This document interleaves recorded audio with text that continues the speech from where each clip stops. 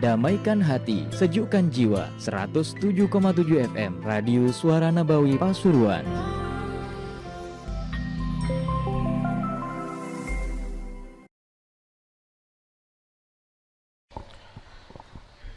فاتحة بالفتوح والمنو والرسوح وصلاح الجسد والروح والتوبة النسوح لأرواح والدينا والديكم وأمواتنا وأمواتكم وأموات المسلمين أجمعين، خصوصا مؤلف الكتاب السيد ثم الحبيب أحمد بن زين الحبشي ومن عمر هذا المكان سابقا ولاحقا وحضر في هذا المجلس وساعد في بناء هذا المعهد، أن الله تغشاهم برحمة المغفرة وأن بركاتهم وأسرارهم وأنوارهم وعلومهم ونفحاتهم في الدين والدنيا والآخرة، وإلى حضرة النبي محمد صلى الله عليه وسلم. الفاتحة.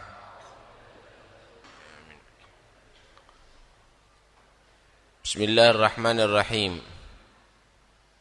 الحمد لله رب العالمين، وبه نستعين على أمور الدنيا والدين، والصلاة والسلام على أشرف الأنبياء والمرسلين سيدنا مولانا محمد وعلى آله وصحبه أجمعين.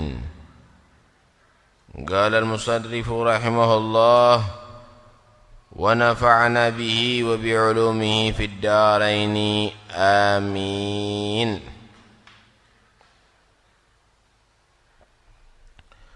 وصلاة الجماعة وصلاة الجنازة فرض كفاية للخبر الصحيح.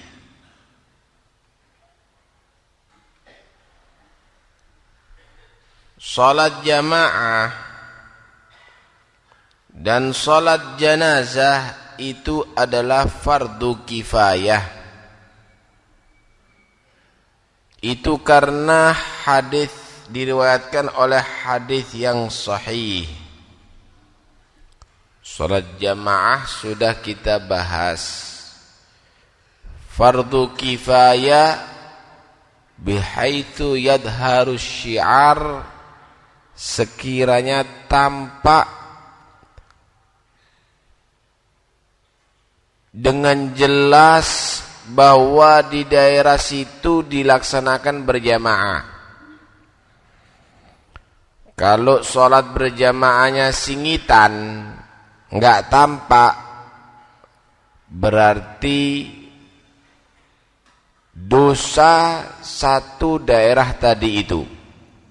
Harus tampak sholatnya di masjid misalnya, di musola misalnya, harus ada yang berjamaah dengan terang-terangan, bukan dikunci dalam kamar nggak ada yang tahu.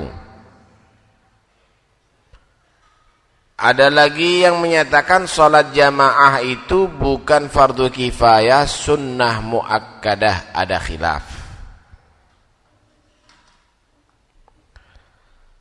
Dan sholat jenazah itu adalah fardu kifayah.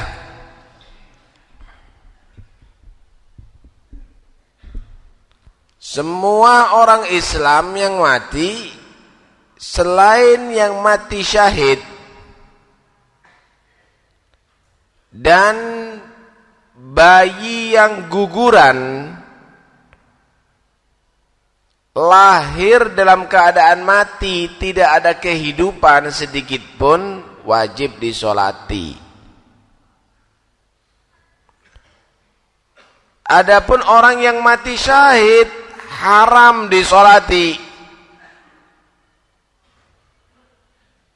Orang yang mati syahid ini kalau ada pertempuran orang muslim dengan orang kafir karena membela Allah, mati dalam medan pertempuran,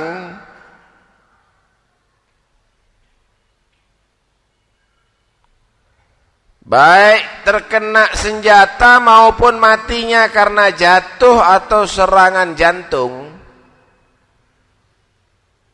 maka tetap hukumnya dikatakan syahid, nggak usah disolati.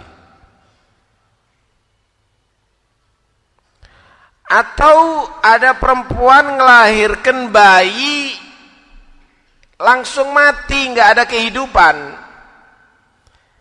Kalau lahir masih ada tangisan oek mati, sekalipun sebentar, berarti hukumnya sama dengan orang besar. Ya dimandeni, ya dikafani, ya disolati, ya dikubur. Atau misalnya lahir ada gerak sedikit terus mati, berarti ada hidup masih. Tapi kalau lahir langsung jadi mayit, nggak ada kehidupan, nggak pakai disolati. Cukup dimandeni, dikafani, dan dikubur. Faham ya?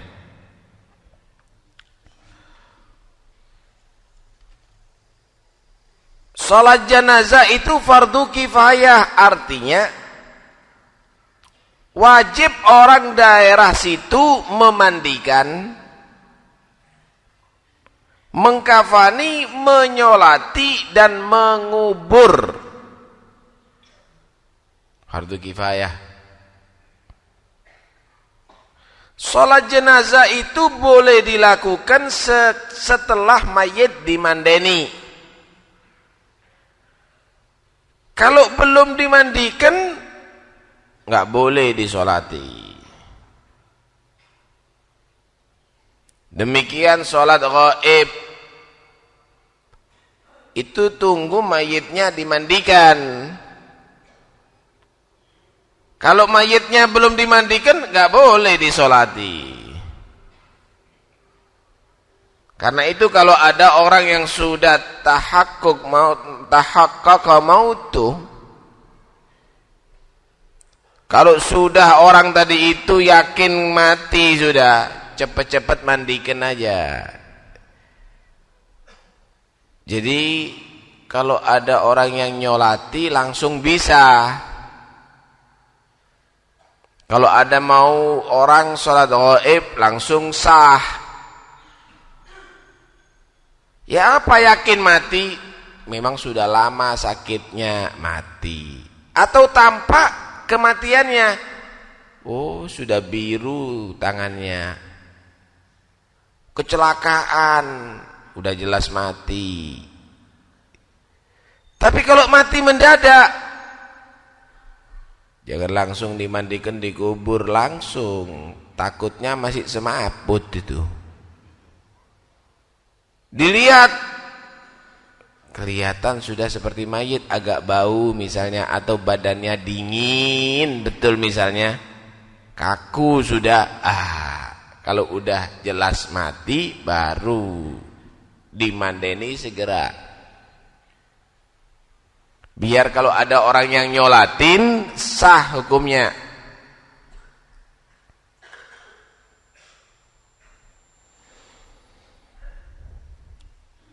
Kalau sudah ada orang yang menyolati si mayit, laki-laki yang udah mukallaf, ya berarti yang lainnya gugur kewajibannya.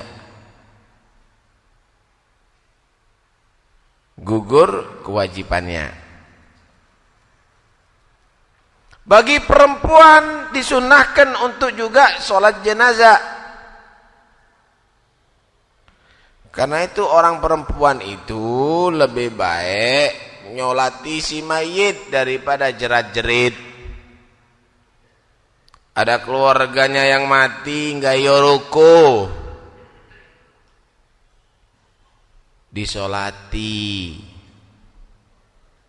Bukan berarti tambah semaput, nggak butuh tangisan yang mati, nggak butuh dengan semaput yang mati, nggak butuh jeritan, butuh doa, butuh ibadah. Sholat jenazah, asal dia diperbolehkan sholat. Kalau datang bulan ya haram hukumnya.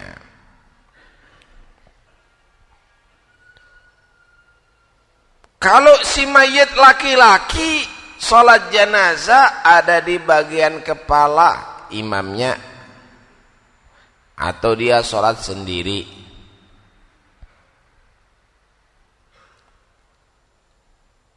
Kalau si mayit itu perempuan, ada di pinggulnya.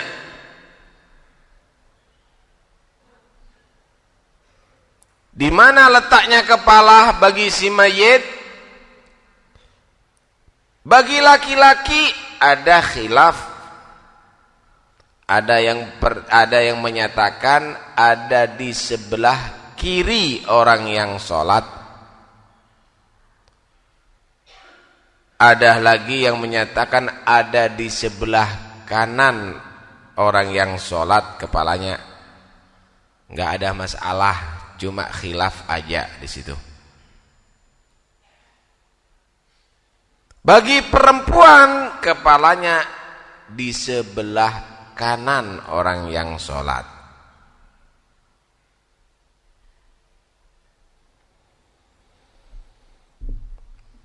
Dianjurkan bagi orang yang sholat hendaknya tidak kurang daripada 40 orang. Kalau bisa 100 orang. Karena ada hadis, "Ma min rajulin muslim yamutu fayaqumu ala janazati 40 rajulan la yusyrikuna billahi syai'an illa syafa'ahumullahu fihi." Tidak ada seorang muslim yang mati kemudian yang nyolati dia 40 orang laki yang mereka tadi itu tidak mensyirikkan Allah, orang mukmin semuanya 40 orang, kecuali 40 orang tadi itu akan dijadikan penolong-penolong terhadap si mayit. Insya Allah yang mayit itu adalah orang baik. Dalam riwayat yang lain orang 100. Dalam riwayat yang lain, di dalam riwayat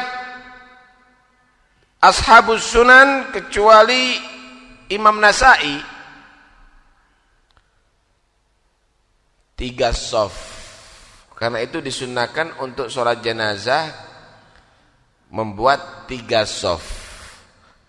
Dibuat 3 shaf. Tidak ada orang yang menyolati 3 shaf pada seorang mayit yang muslim kecuali akan menjadi syufa'a, akan menjadi pemberi syafaat terhadap si mayit nanti di hari kiamat.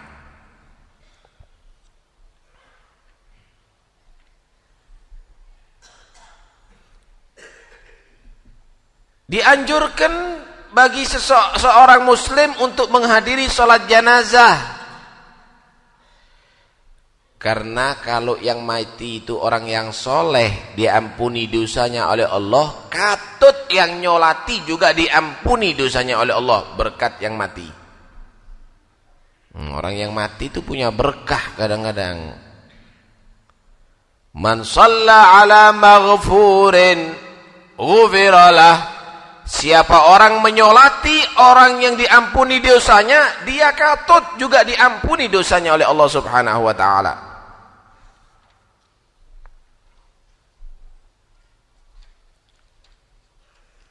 Menyolati jenazah itu pahalanya besar.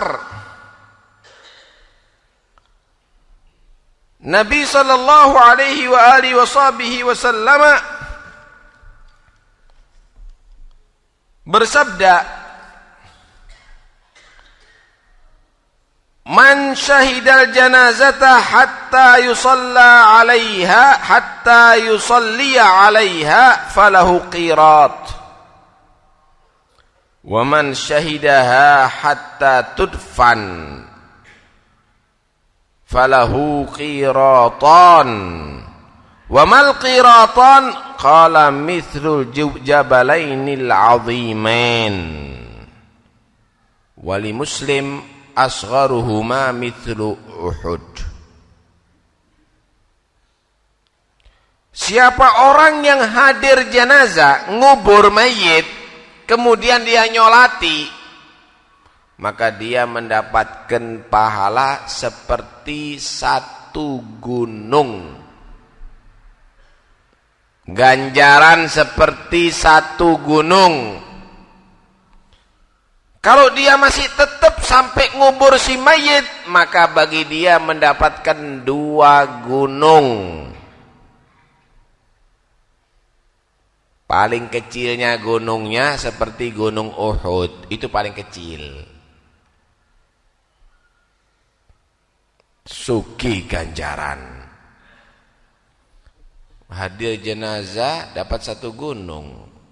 Sabar sampai ngubur dapat 2 gunung. Itu berarti 2 atau 3? Ada khilaf. Ada yang menyatakan 3. Karena di dalam riwayat yang lainnya, man syayya'a janazatan hatta yuqda dafnuha kutiba lahu 3 qararit.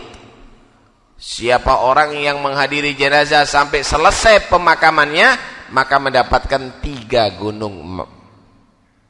Ada lagi menyatakan tidak, itu 1 untuk nyolati, yang 1 untuk mengubur. Karena itu kalau ngubur jenazah jangan enggak sholat, ngubur tapi medongkrong ngono di jopo. Yang sholat sedikit, rugi. Sholat pahalanya besar. Ngubur sampai ditanam itu si mayit. Disunnahkan kalau ngubur jalan, jangan naik kendaraan kalau bisa, lebih afdol jalan. Kalau jalan yang paling afdol di mukanya jenazah, bukan di belakangnya. Kalau di sini kok alik ya, jenazahnya di muka, kita di belakangnya. Itu yang paling afdol, kita yang di muka, jenazah di belakang. Cuma jangan terlalu jauh di sekitar jenazah, sekiranya kalau kita noleh kelihatan jenazahnya itu. Sunnah, lebih afdol begitu.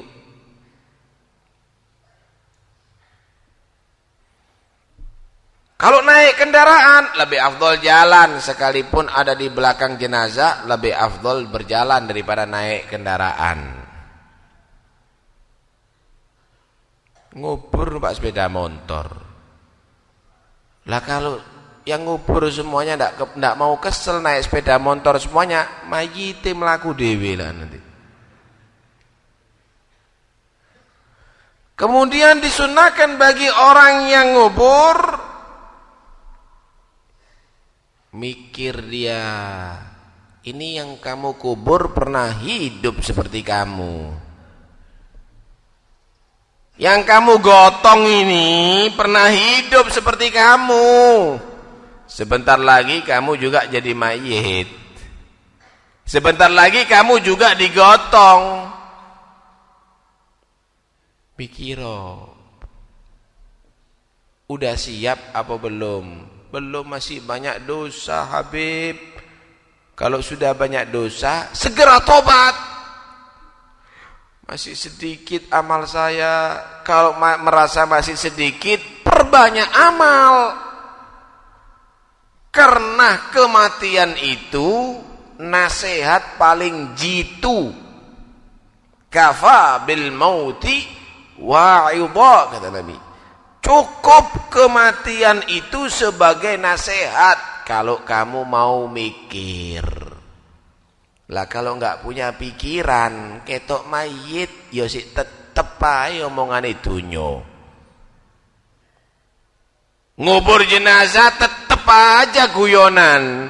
Padahal umurnya dia belum tentu. Mungkin hari itu dia ngubur, besoknya dia dikubur.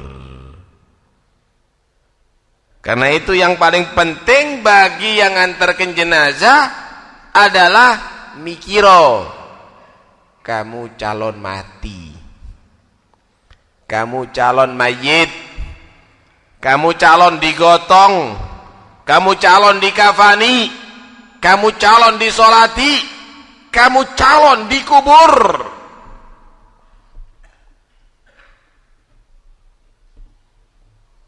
Untuk supaya kesana dan tidak ngomong urusan yang lainnya, sebagian ulama mengajarkan kepada kita, sibukkan mulut kamu dengan zikir,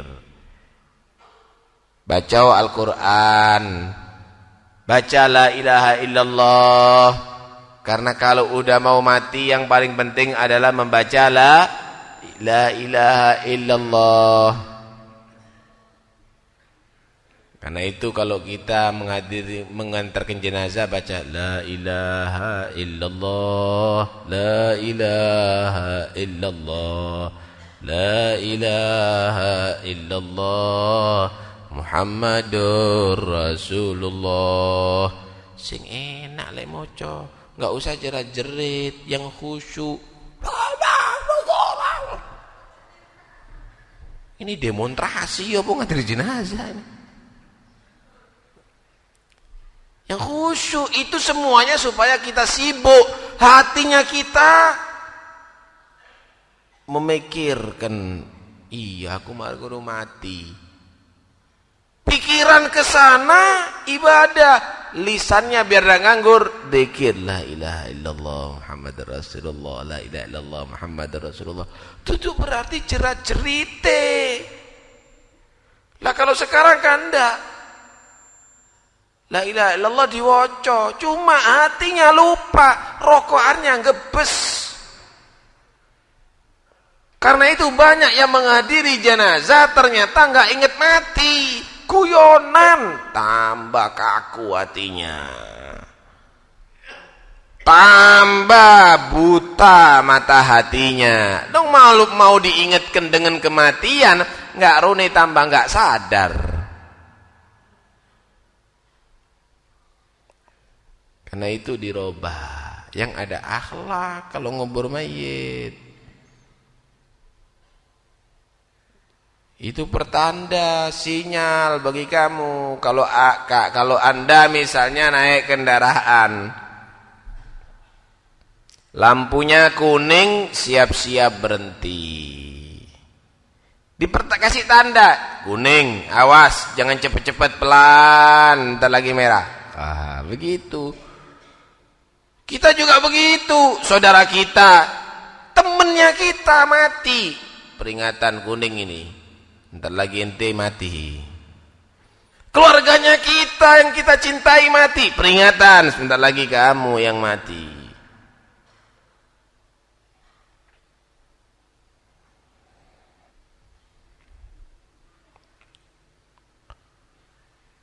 Karena itu jangan asal ngubur, tapi hatinya kita juga kita hadirkan. Orang itu kalau udah mati nggak berdaya, Pak.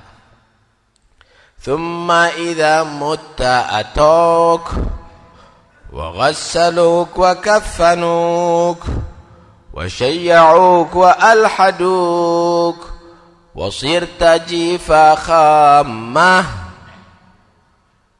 Kalau kamu mati, kira-kira apa yang dilakukan oleh manusia di sekitar kamu? Berdaya apa manusia bisa menghidupkan kamu?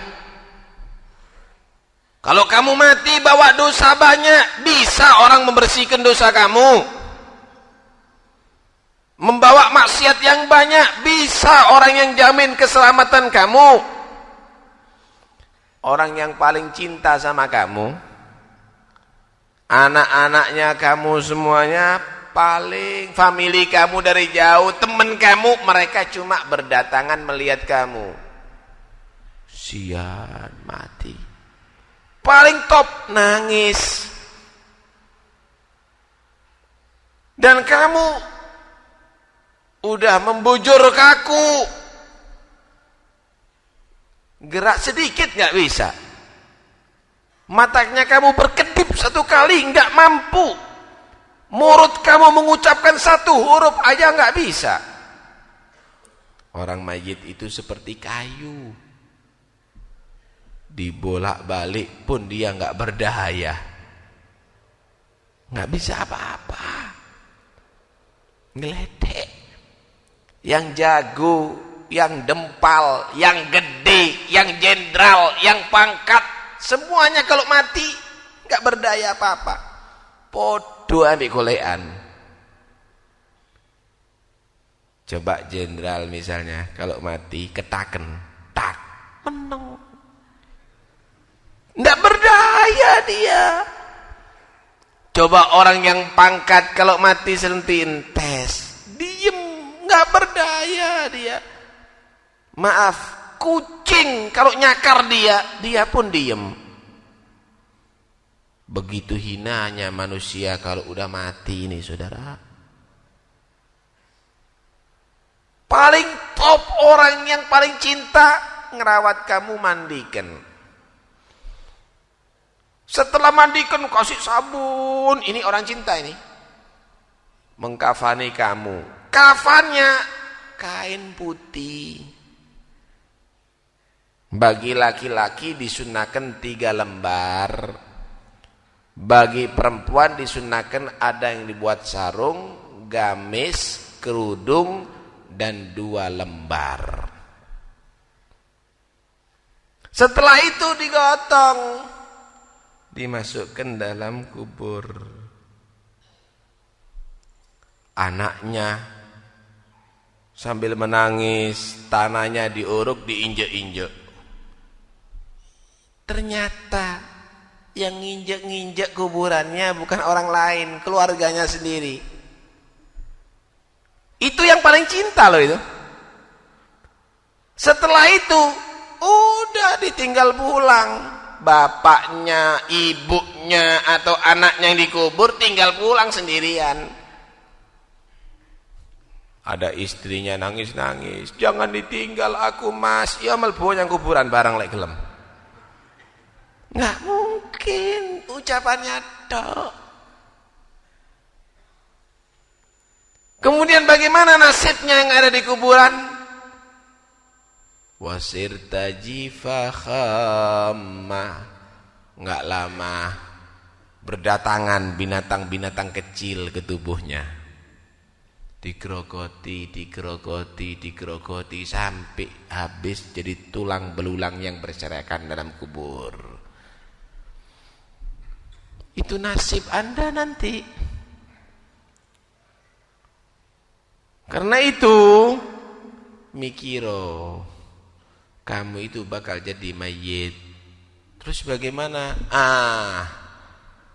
Kalau begitu kehidupan kamu, keluarga kamu, jika kamu jadi mayit, kalau begitu tubuhnya kamu akan dinikmati oleh binatang-binatang tanah. Kalau kamu jadi mayit, yang paling penting adalah bagi kamu menjaga imannya kamu, sehingga rohnya kamu menjadi sehat, bagus di dalam nikmat Allah setelah wafat kamu. Berarti manusia itu yang penting bukan badannya. Manusia itu yang penting adalah rohnya. Untuk menyehatkan roh, kasih vitamin. Kalau badan, makan yang enak, daging yang penuh protein, susu, buah-buah yang segar, supaya badan kamu segar, tumbuh baik, sehat walafiat. Tapi kalau udah mati, semakin seger badan kamu, cacing tanah semakin sehat, saudara. Ba'da tashahhi wa aklit tayyibati ghadan ya'kulhumud dudu fit turbi wa fil labini. Setelah banyak makan yang nikmat, dia menikmati makanan yang lezat-lezat, tubuhnya akan dinikmati jadi makanan lezat bagi cacing-cacing tanah. Untuk ruh, sholat berjamaah. Untuk ruh vitaminnya, baca Al-Quran, selalu berzikir, istighfar, sholawat, qiyamul lail, kasih vitamin, seger ruhnya, sehat ruhnya. Mati jasadnya jadi tanah, ruhnya ada di surga di sisi Allah Subhanahu wa taala. Begitu. Hati-hati. Kalau kita makannya enggak teratur, kita ini sakit. Kalau makannya enggak teratur, sakit. Kena sakit mah. Tambah enggak teratur, tambah sakit. Akhirnya bisa muntah, akhirnya bisa asam lambung, akhirnya tambah macam-macam penyakitnya. Kalau tubuh kita, ruhnya kita telat makanannya, enggak baca Quran, sholatnya berantakan, zikirnya enggak teratur, sakit ruhnya. Yang teratur, kasih makanan ruh. Kalau udah terus demikian, tambah dia nggak baca Quran, tambah dia nggak zikir, tambah maksiat lagi. Udah sakit mah minumnya jeruk, makannya pedes, berarti semakin sakit. Udah dia nggak taat sama Allah, udah nggak menjaga yang wajib, maksiat lagi, semakin sakit ruhnya. Kalau udah demikian, muntah Pak. Orang kalau udah sakit, telat makan, apalagi dikasih pedas-pedas, dikasih makanan nggak tawar, udah perutnya nggak mau bisa menerima, muntah. Begitu juga orang kalau udah nggak taat sama Allah, masih maksiat kepada Allah, diajak zikir, diajak baca Quran, muntah, nggak mau menerima. Kalau udah demikian, tambah parah lagi, lama-lama mati. Begitu juga ruh Anda, hati Anda. Kalau udah nggak mau taat, maksiat terus, tambah parah sakitnya, mati hatinya, mati ruhnya. Pak, kalau sampean sakit badannya, separah apapun sakit, anggap penyakit AIDS, anggap penyakit kanker, anggap penyakit tumor, mati dikubur, mati juga penyakitnya. Berhenti sudah, habis penyakitnya jadi tanah. Tapi kalau ruhnya mati, ruhnya yang sakit, kalau mati tambah sakit rasanya. Dikubur merasakan siksa kubur, di mahsyar merasakan pengadilan Allah yang dahsyat, nanti akhirnya ujung-ujungnya masuk neraka yang adabnya pedih. Karena itu jangan mati membawa ruh yang sakit. Matilah membawa ruh yang sehat. Sekarang ruhnya kita banyak sakit. Ayo dikasih vitamin. Qurannya dibaca, istighfarnya dibaca, sholawatnya diperbanyak, sholat jamaahnya dijaga, zikirnya diperbanyak. Dengan begitu ruhnya kita akan sehat walafiat. Mudah-mudahan insyaallah Allah membuka hati kita, memberi kesadaran bagi kita, jadikan kita orang-orang yang baik, orang-orang yang bertobat kepada Allah Subhanahu wa taala. Amin Allahumma amin.